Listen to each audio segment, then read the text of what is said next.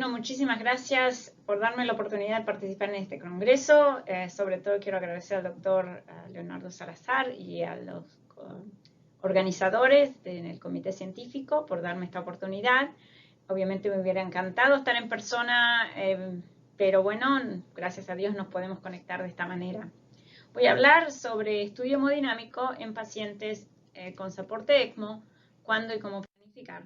Estas son mis disclosures que no están relacionadas con esta conferencia.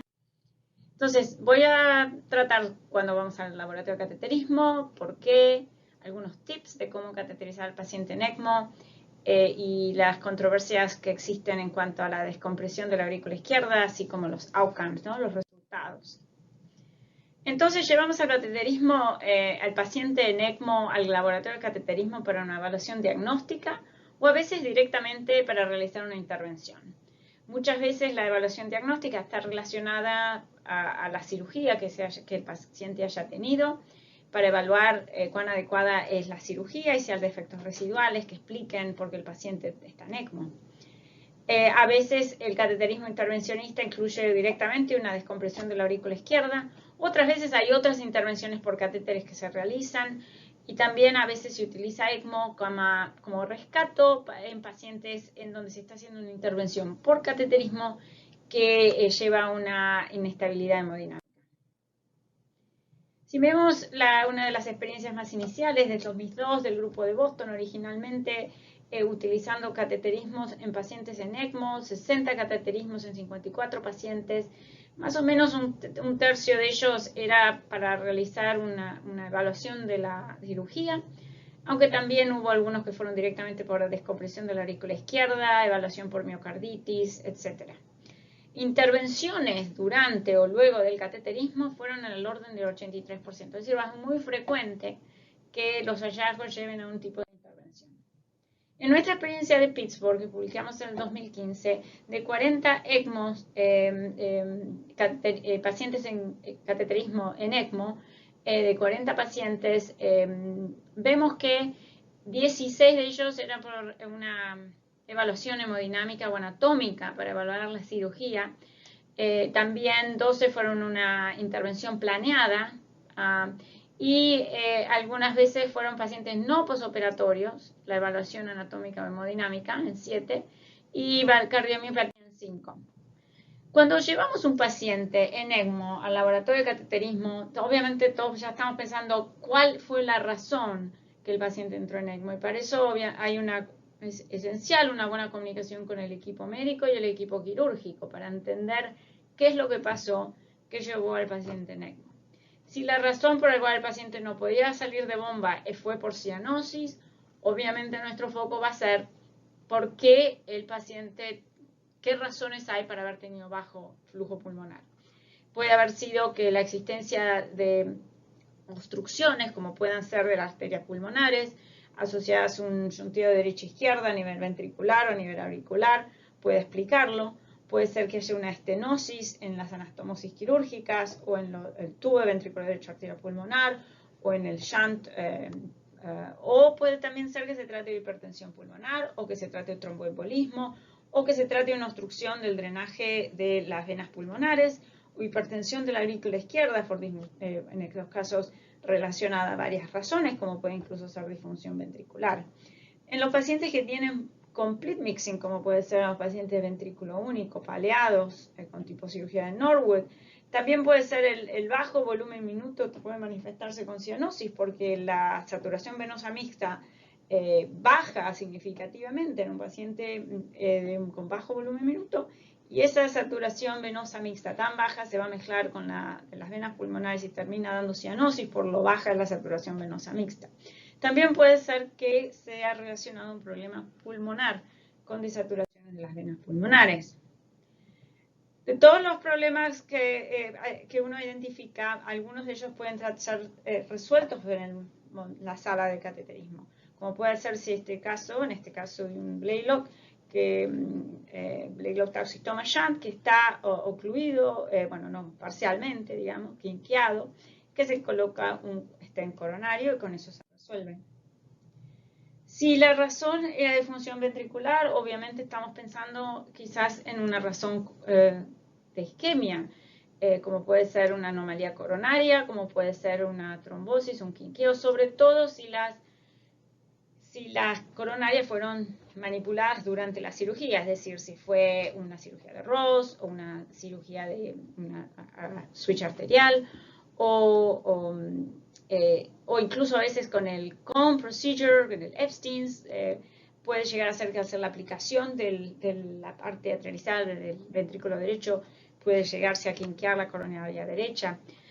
También puede ser un problema mecánico con obstrucción al tracto de salida pulmonar o sistémico que llega a la falla cardíaca o problemas residuales de sobrecarga de volumen, como pueden ser defectos interventriculares residuales o colaterales marcadas, miocarditis o cardiomiopatía también, y en este caso, por ejemplo, un problema coronario obvio en un paciente de cirugía de Norwood, luego de un Fontana, hace un paro cardíaco y va a ECMO, y en el laboratorio de cateterismo identificamos que surgió un trombo en la aorta nativa, ocluyendo la coronaria izquierda. Los angiogramas evidentemente se van a hacer de acuerdo a lo que uno sospecha, es decir, que si estamos pensando en un problema en las arterias pulmonares, obviamente la arteriografía pulmonar va a ser importante y si se trata de colaterales será un aortograma. Data hemodinámica se obtiene, pero esa obviamente es de limitado valor porque el paciente está en ECMO. Es decir, cálculos de volumen minuto, de resistencias, de jazz no son válidos. Sin embargo, hay cierta data que aún es válida, pese a que el paciente esté en ECMO. Por ejemplo, si llevamos a un paciente a cateterismo y encontramos que en ECMO flow completo el paciente tiene hipertensión pulmonar, eso de por sí tiene valor, porque obviamente al estar descomprimido no debería existir una hipertensión pulmonar marcada. Es decir, que cierta data hemodinámica es de valor. Cuando analizamos los resultados de pacientes en ECMO que van a cateterismo, vemos que hay una bastante literatura que demuestran en general que se pueden hacer en forma segura, con baja incidencia de complicaciones, que permite el diagnóstico de lesiones residuales para que facilitan las intervenciones, tanto quirúrgicas como por cateterismo. Y muchas de esas pueden llevar a la mejor sobrevida. En el caso de nuestra experiencia, la canulación del ECMO fue de 86%, la sobrevida fue de 72%, y luego la sobrevida a más largo plazo fue de 69%, 29 meses. Entre los pacientes que tuvieron cateterismo intervencionista, la sobrevida fue más alta, viendo como una relación en haber tenido intervención y sobrevivir. Entonces, el hallazgo de un problema que uno puede arreglar tiende a estar asociado a un mejor outcome, ¿no? Más del 50% de los casos encontramos un problema diagnóstico que no se sospechaba. ¿Okay? Y algunos de esos problemas incluyeron estenosis de las unifocalizaciones o de las arterias pulmonares, o una arteria pulmonar ocluida, obstrucción venosa sistémica, etc. Varios de distintos tipos de problemas. Este es un ejemplo en una unifocalización en ECMO con una estenosis de 2 ramas. Una se vivían, las otras 2 estenóticas y entonces esas se tratan en estos casos con stent. En este caso una oclusión completa de la rama pulmonar izquierda se recanaliza y luego se coloca un stent. También en este caso vemos una obstrucción en un stent ductal con crecimiento de neoíntima marcado que se trata con un stent. Y en este caso se puede hacer el flip del paciente para facilitar el acceso y trabajar en una manera más simple, ¿no? Porque es muy difícil hacer una intervención del cuello cuando el paciente está en la posición normal en la sala de cateterismo.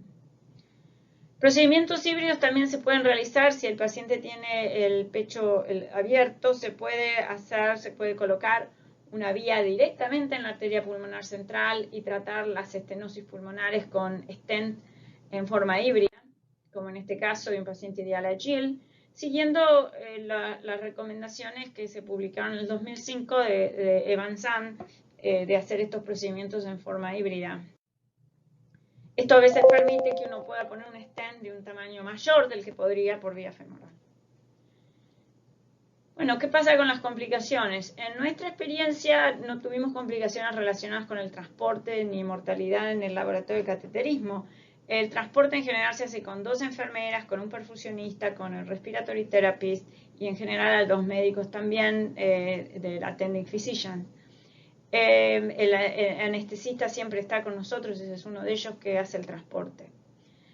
Hubo 6 complicaciones en el procedimiento, no vasculares, algunas vasculares, pero como vemos, el beneficio en cuanto a riesgo-beneficio hace pensar que el cateterismo es algo que ayuda a entender el problema y a tratarlo. Este es el gráfico demostrando de los pacientes cateterizados, los que se decanularon 24, de ellos 6 murieron, 3 se trasplantaron y 15 siguieron el seguimiento transplant free. Algunos 8 pacientes se convirtieron a VAD, de ECMO pasaron a VAD, 2 de ellos murieron luego del VAD withdrawal, 2 se decanularon y 4 se trasplantaron. Entonces hubo 2 pacientes que pudieron salir del VAD y sobrevivir. Solo uno se trasplantó en ECMO y mortalidad directamente por ECMO, no poder salir de ECMO, fueron 3. Vemos que en cuanto a cuándo hacer el cateterismo, ¿no? Hay muchos estudios que muestran la relación. Cuando el cateterismo se hace más temprano, mejora la sobrevida.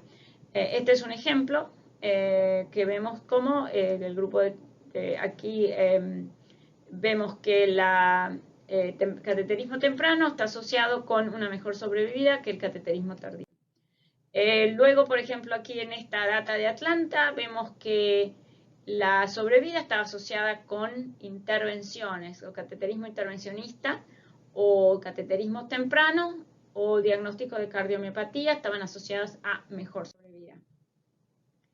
En este estudio de New York, aquí vemos que la sobrevida no estaba asociada al diagnóstico, a la intervención o la duración del ECMO. Así que hay cierta controversia en cuanto a la data, ¿ok? De todas maneras, efectos adversos marcados fueron muy pocos. Así que hace pensar que más data en cuanto a que cateterismo en estos pacientes se puede hacer en forma segura.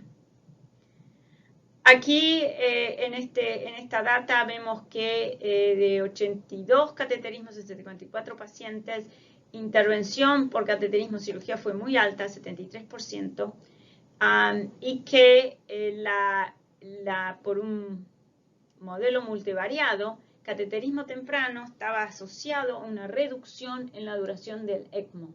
¿Okay? Entonces, sí he pensado que lo antes, mejor. Aquí vemos otra data más reciente de este año, de Egipto y de Saudi Arabia, diciendo que cateterismo temprano también asociado con sobrevida y que el cateterismo intervencionista o haber necesitado hecho una cirugía luego por los hallazgos del cateterismo en el paciente en ECMO también está asociada con sobrevida y con una duración, la duración de ECMO. Cuanto más corto el ECMO, obviamente más sobrevida también. Y aquí otro muy reciente del 21, de este mismo año, diciendo como que, comparando 2 grupos, los pacientes en ECMO que habían tenido eco solamente y aquellos que se fueron a cateterismo o CT, y vieron que había una diferencia significativa en cuanto a la sobrevida, como que incluso los hallazgos por autopsia de lesiones residuales no diagnosticadas en el grupo que habían tenido eco solamente. ¿Ok? Cambiando un poquito de tema, ¿cuándo hacer la descompresión de la aurícula izquierda? Obviamente un paciente así es obvio que hay que llevarlo a descomprimir, la presencia de edema pulmonar, la disfunción ventricular severa, ver en el eco el ventrículo izquierdo dilatado, la aurícula izquierda dilatada y el septum desviado hacia la derecha, ¿no? Y esos obviamente son ciertas indicaciones. Y eso se puede hacer por cateterismo o por cirugía. A veces, si uno duda si hacerlo o no, se pueden medir las presiones. Medirse el wedge y la aurícula derecha, y luego se ve si esa diferencia es marcada, entonces se puede descomprimir. Distintas técnicas, punción transeptal, septostomía, se puede también hacer colocación de stent, se pueden usar cutting balloons o se puede perforar por iris por radiofrecuencia. ¿Es una técnica mejor que otra? No. Este estudio de Boston mostró que en realidad todas las técnicas pueden eficientemente descomprimir con una sobrevida de 50%. Así que cualquier técnica de descomprimir puede lograr un buen resultado. Y el tipo de técnica no fue asociada a la sobrevida. Defectos residuales por haber descomprimido pueden pasar. Que en el grupo de Boston de CHOP demostró que había un defectos residuales 76% y 56% necesitaron cierre. Así que puede ser que después el paciente se sobreviva y necesite un cierre SEA. En cuanto a un estudio multicéntrico en el PICES, Early Career Investigation Group de cateterismo, vemos que estos pacientes, estos multiinstitucional, estudiaron la variación en cuanto al timing de la descompresión y los resultados, estudio multicéntrico retrospectivo. Bueno, lo que se vio que la descompresión tardía estaba asociada a la duración del ECMO más prolongado, así como la mayor duración de la ventilación mecánica. Ahora, no encontraron una asociación con sobrevida. Y este gráfico muestra la gran variabilidad en el timing de descompresión de acuerdo a las instituciones. Es decir, que vemos que acá no todo el mundo hace lo mismo. ¿Okay? Entonces, más temprano, disminuye la duración del ECMO, disminuye la morbilidad, digamos, pero no fue asociada necesariamente a la sobrevida en esta serie. Y en este otro estudio de Melbourne, mostró que la duración del ECMO está asociada a la PCO2 y al timing de la decompresión, pero que la descompresión electiva no necesariamente está asociada tampoco a la sobrevida. Es decir, vemos que hay un poco de controversia, pero de todas maneras yo creo que se puede concluir que el beneficio es alto de llevar al paciente en ECMO al laboratorio de cateterismo en relación al riesgo y que no hay duda que el cateterismo puede elucidar las causas de la necesidad del ECMO. En más de 50% de los pacientes encontrar la razón y que muchas veces lleva al tratamiento adecuado y a la sobrevida. Y que el cateterismo temprano parece ser beneficioso para disminuir la duración del ECMO. No siempre eso significa mejorar la sobrevida.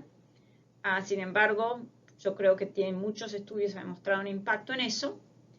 Y que la descompresión de la aurícula izquierda es efectiva, se puede hacer por catéter en forma efectiva y está asociada a la disminución de la duración del ECMO y quizás al beneficio de sobrevida, pero eso no ha sido tampoco demostrado totalmente. Hay cierta controversia en eso. Bueno, muchísimas gracias por la atención. Voy a, obviamente, contestar cualquier pregunta que tengan.